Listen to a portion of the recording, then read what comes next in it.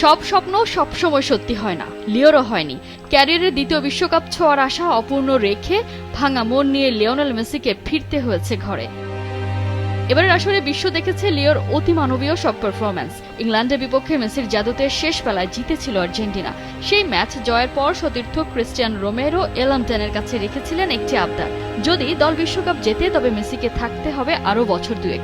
কিন্তু শেষ পর্যন্ত হিসেব মেলেনি। ফাইনাল হারের পর এবার আলোচনার বড় বিষয় আর্জেন্টিনার জার্সিতে মেসির ভবিষ্যৎ।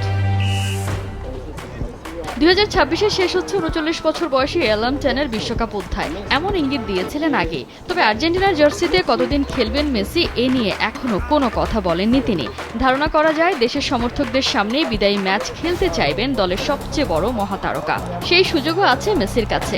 আগামী সেপ্টেম্বর-অক্টোবরে ক্লাব টুর্নামেন্টের বিরতিতে আন্তর্জাতিক প্রীতি ম্যাচ খেলার কথা রয়েছে আর্জেন্টিনার।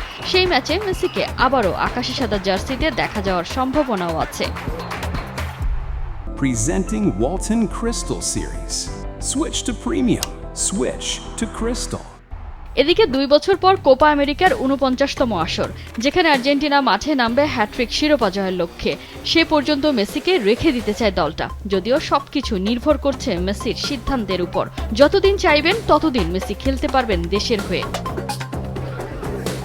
আর্জেন্টিনার জার্সিতে মেসিকে পাওয়া নিয়ে দোলাচল থাকলেও ইন্টার মায়ামির জার্সিতে অন্তত 2028 সাল পর্যন্ত দেখা যাবে বিশ্বজয়ীকে। বিশ্বকাপের পর 23 জুলাই মাঠে ফিরছে মেজর লিগ সকার।